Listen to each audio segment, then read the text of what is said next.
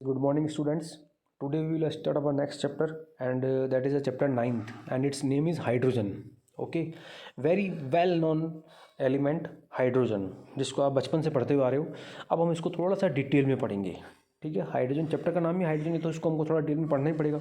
ठीक है, hydrogen is the first element of the periodic table and is lightest element of all the elements non. जितने भी elements non है उसमें सबसे लाइटेस्ट एलिमेंट को हम क्या कहते हैं? हाइड्रोजन कहते हैं. और पीरियोडिक टेबल में इसका एटॉमिक नंबर है फर्स्ट.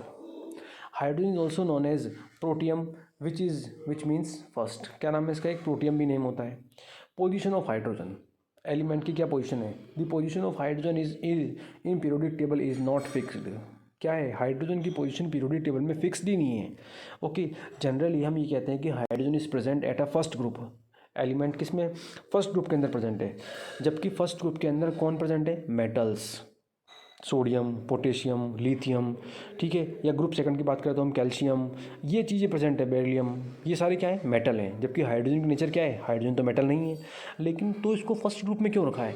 इसको फर्स्ट ग्रुप में रखने का रीज़न क्या है?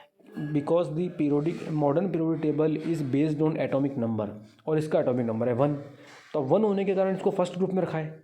और फर्स्ट ग्रुप में रखें तो इसकी प्रॉपर्टीज़ जो है वो मेटल से मैच नहीं करती है. नहीं रखें तो फिर कहाँ रखें?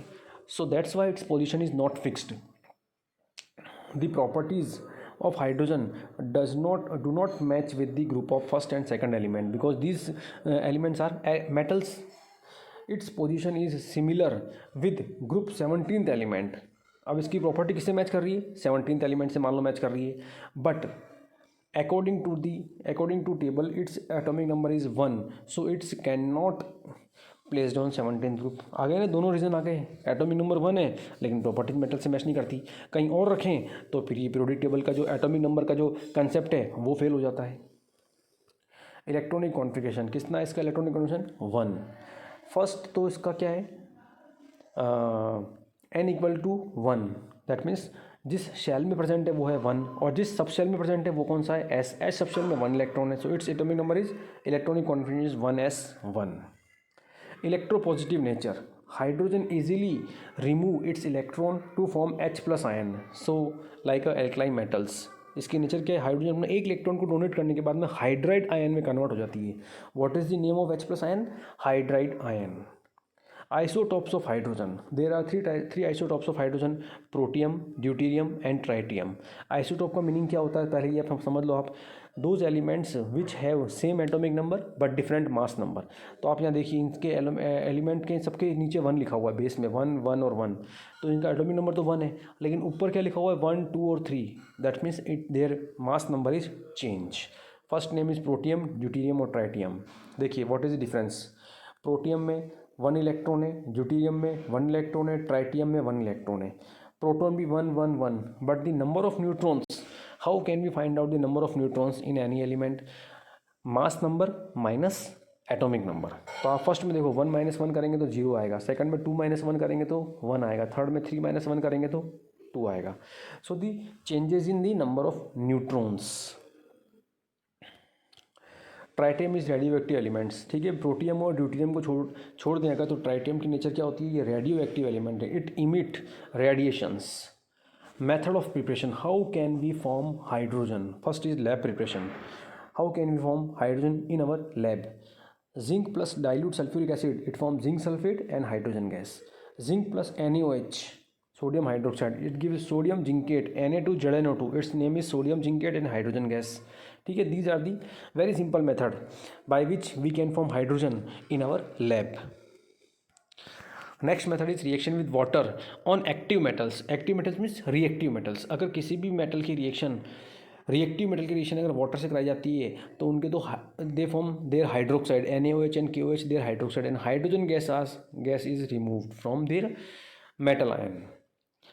नेक्स्ट है एक और देखो, Fe की reaction. If we react with Fe with steam, Fe not react with cold water और it may be hot water. कोई सा भी वाटर हो, Fe उससे रिएक्शन नहीं करता है. लेकिन स्टीम के साथ अगर रेड हॉट आयरन की रिएक्शन कराई जाए, बिल्कुल गर्म आयरन है उसकी रिएक्शन स्टीम से कराते हैं, तो Fe3O4 बनता है और हाइड्रोजन गैस का फॉर्मेशन होता है.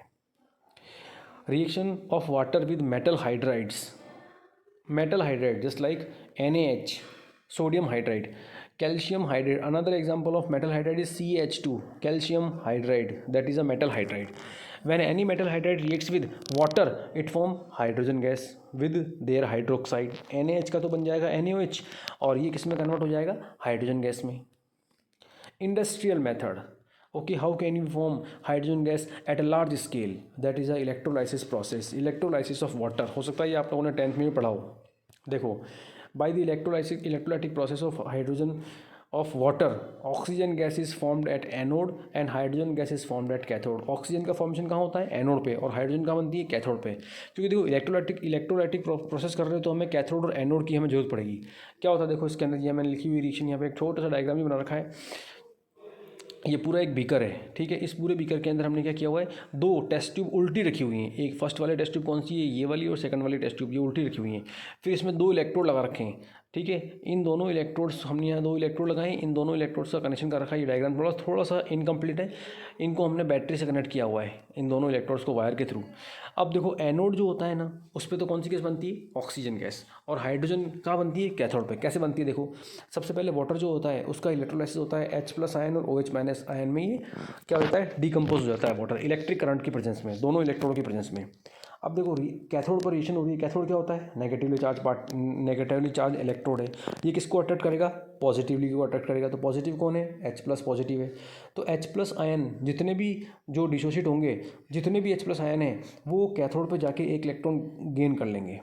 कैथोड नेगेटिव है, उसके पास नंबर ऑफ इलेक्ट्रॉन बहुत ज़्यादा है, तो H+ आयन वहाँ से एक इलेक्ट्रॉन गेन करके किस में बदल जाएंगे, H में बदल जाएंगे. ऐसे दो H जब वहाँ पहुँचेंगे तो आपस में रिएक्शन करके क्या बनाएंगे, हाइड्रोजन गैस का फॉर्मेशन करेंगे, ठीक है. तो सबसे पहले वाटर का H+ आयन बनता है, ये H+ आयन और OH- आयन बनेंगे, ये सॉल्यूशन में रहेंगे. सॉल्यूशन मतलब, अच्छा यहाँ जो वाटर लेते हैं ना वो होता है distil water, not tap water. तो कैथोड पर रिएक्शन क्या होती है, कैथोड नेगेटिव है, ये H+ आयन को अट्रैक्ट करता है, एक इलेक्ट्रॉन गेन करते हैं, H+ आयन H बनाते हैं. ऐसे दो H जुड़ेंगे जब और रिएक्शन करेंगे तो क्या बन जाएगी, हाइड्रोजन गैस बन जाएगी. अब reaction at anode. Anode is positively charge particle ना इलेक्ट्रोड.